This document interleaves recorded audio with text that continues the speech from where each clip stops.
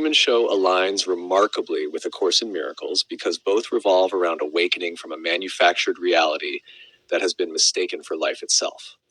Truman Burbank begins completely identified with the constructed world around him. Everything appears normal because he has never known anything else. That is very close to the ACIM view of the ego world. The Course says the separated mind becomes so accustomed to fear, limitation, roles, bodies, competition, and external identity that the artificial begins to feel natural. Conditioning becomes invisible when it is total. Truman's town is carefully engineered, predictable, controlled, scripted, emotionally managed, reinforced through repetition. The ego thought system works similarly. It maintains identity through habitual narratives. This is who you are. This is reality. These are the rules. Stay within the known. And importantly, fear is used to maintain the illusion. Truman's fear of water is implanted to prevent escape. That is psychologically profound. The ego maintains its world through fear conditioning. Fear of rejection, fear of uncertainty, fear of loss, fear of death, fear of questioning identity. ACIM repeatedly says the ego is fundamentally fear-based because fear preserves separation. If Truman stops fearing the unknown, the entire structure becomes vulnerable. Then the glitches begin. A light falls from the sky. People repeat patterns. Conversations malfunction. The environment feels slightly artificial. Spiritually, this resembles the moments when the ego dream starts revealing cracks, synchronicities, existential questioning, sudden stillness, disillusionment, awareness that the script feels hollow, noticing repetitive psychological loops. The awakening often begins subtly, not with certainty, but with disturbance. Truman starts sensing something about this reality does not fully add up. That question is sacred psychologically.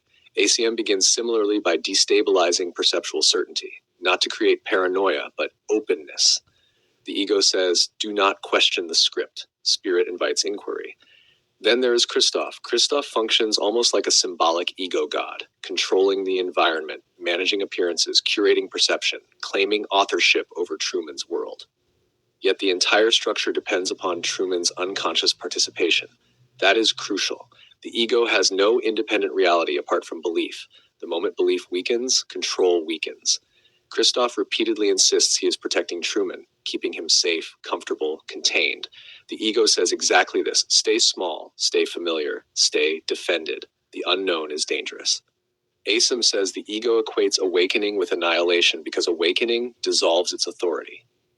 That is why Truman's movement toward freedom requires confronting fear directly, especially the ocean. The ocean symbolizes vastness, uncertainty, the unknown beyond conceptual control.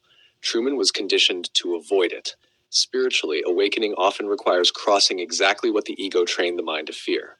Not recklessly, but honestly. And then there's the relationship dimension. Sylvia Garland represents something like the memory of authenticity. She interrupts the script. She tells Truman, it's fake. That matters deeply. Awakening often begins because something or someone introduces a possibility outside the closed system, a glimpse, a resonance, a moment of unmanufactured truth. Not enough to fully awaken instantly, but enough to make unconscious participation harder. Meanwhile, almost everyone around Truman is performing roles. Not necessarily maliciously, conditioned. That is important psychologically too. Most people inside ego structures are themselves identified with roles and scripts. Social identity, persona, cultural conditioning, self-concepts. ACM constantly distinguishes essence from role. The tragedy is not that people play roles. The tragedy is forgetting they are roles. Then comes the sailboat scene. Truman finally chooses truth over certainty. Even if reality beyond the dome is frightening, he wants what is real more than what is comfortable. That is spiritual maturity, not chasing mystical experience, valuing truth above psychological security. The storm sequence is especially powerful. Christoph escalates fear to stop Truman's awakening. The ego often does this too. As identity structures weaken, fear can intensify temporarily. Confusion, panic, resistance, self-doubt, grasping for old patterns. The ego interprets expansion as danger. But Truman keeps going. Then he reaches the edge of the world, literally, and what he discovers is extraordinary. The horizon was a painted wall, a boundary mistaken for infinity. ACM points toward a similar realization. The ego world appears vast and absolute until awareness reaches its perceptual limits. Then the structure reveals itself as constructed. And importantly, Christof offers Truman a final temptation: remain inside the familiar illusion. Safe, predictable, managed. That is the ego's final offer too. Stay asleep, but comfortable. Truman chooses uncertainty instead. He walks through the door.